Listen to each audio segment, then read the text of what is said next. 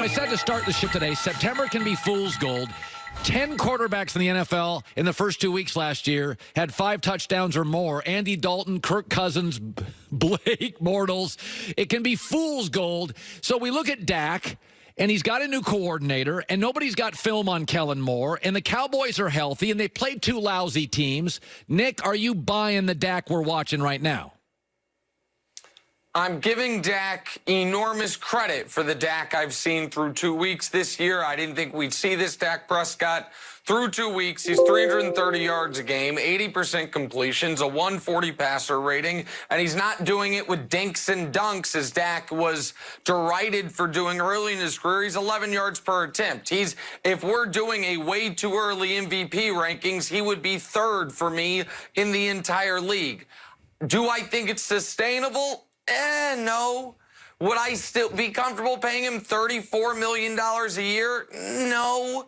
Do I have to open up the possibility that a light came on for him, however, once they got Amari Cooper, and look at these last 12 games, 8 in the regular season, 2 in the playoffs, 2 at the beginning of this regular season, where they're 10-2 and where he's been in large part exceptional, and recognize the possibility that he is now a different player?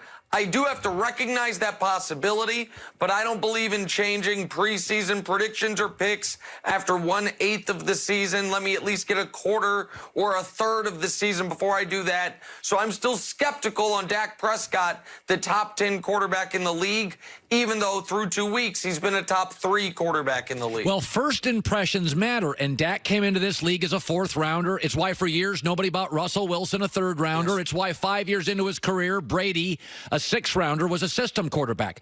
Let's transition to Baker Mayfield, who enters the league as a number 1 pick and a Heisman guy.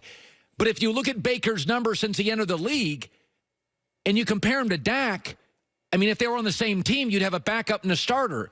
My takeaway on Baker is I think it's become a hot, hype 24/7 mess in Cleveland. I'm not sure Baker's nearly as good as 90% of the media thinks.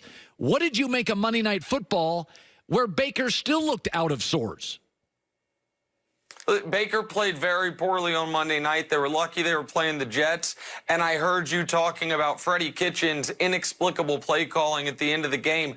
The moment Odell took it 90 yards to the house and reminded everyone, yeah, he's still actually the best in the whole world at that, they should have never thrown the ball again. They could have taken knees the rest of the night and I'd have been fine with it, and yet they were calling a pass play with 2:05 left in the game, up 20. That's indefensible. That's poor coaching. I don't care what Freddie Kitchens said afterwards. Baker has not played well yet this season. I don't think it's fair to compare a quarterback in year 4 to Baker right now. And if you're going to say, well, Dak's rookie year, he was exceptional. I would bet money that Baker's second year is going to end up being statistically far better than Dak's second year, and the team's going to be better. But yes, first impressions matter, but a lot of that is because in sports, first impressions draft placement is based on raw talent and ability.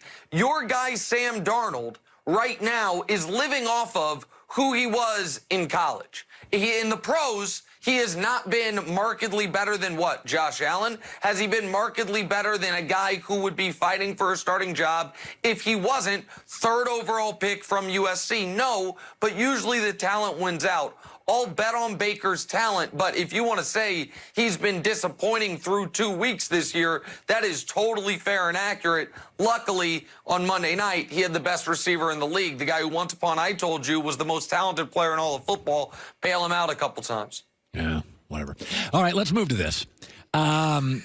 I generally have kind of an action distraction meter, and I am generally not into high-maintenance players. It's a math equation. Outside of quarterbacks, even OBJ's probably worth a point.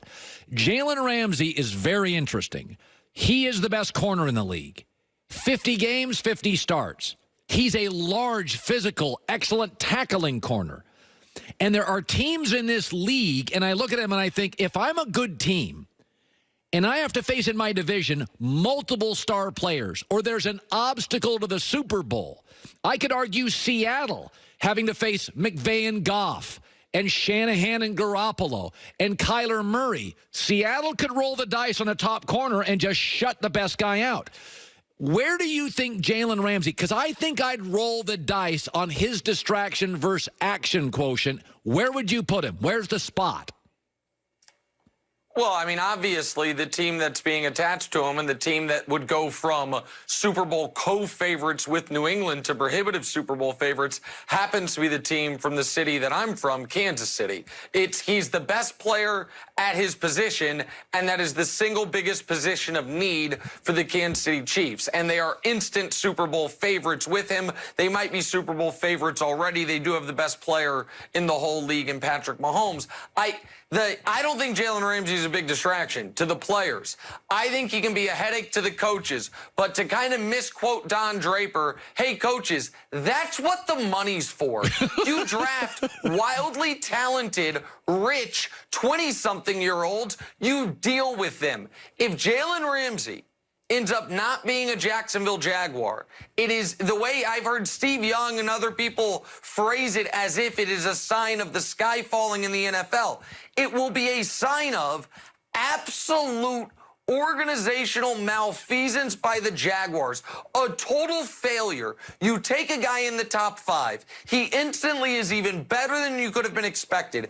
As you pointed, 50 games, 50 starts, 50 times all-pro level performance. He's the best guy on your team. 3 things can make him happy: winning, money, playing the way he wants to play. Well, you're not winning because you've never addressed the quarterback situation adequately.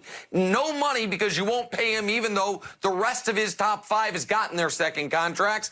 And you won't let him play the way he wants to play because stylistically it doesn't fit with what your coordinator wants to do. You're 0 for 3 on making things relevant and making things good for your best guy. I can't imagine if FS1 was like, hey, Colin and Skip, no contract extensions, you're changing your shows, and by the way, we're gonna do the shows without lighting. See how it's good for your ratings.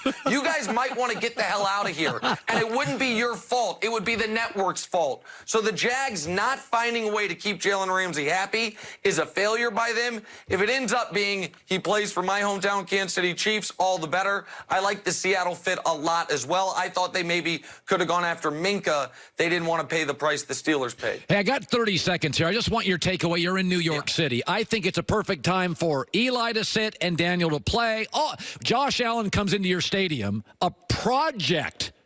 And I mean, Daniel Jones is more NFL ready to me than Josh Allen, and Josh Allen beats you on Sunday. I think the timing's perfect. How's it playing in New York?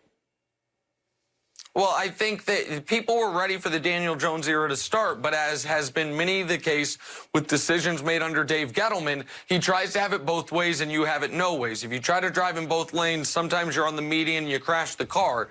The time to bench Eli Manning was not 6 days ago or 6 hours ago. It was 6 months ago. When you can save $17 million, hand the keys over to Daniel Jones. If you're going to let him start the year and you're going to say he might have 2 good years left and the owner's going to say hopefully Daniel Jones won't play all year, you got to give him more than 7 quarters of football, which is what he got.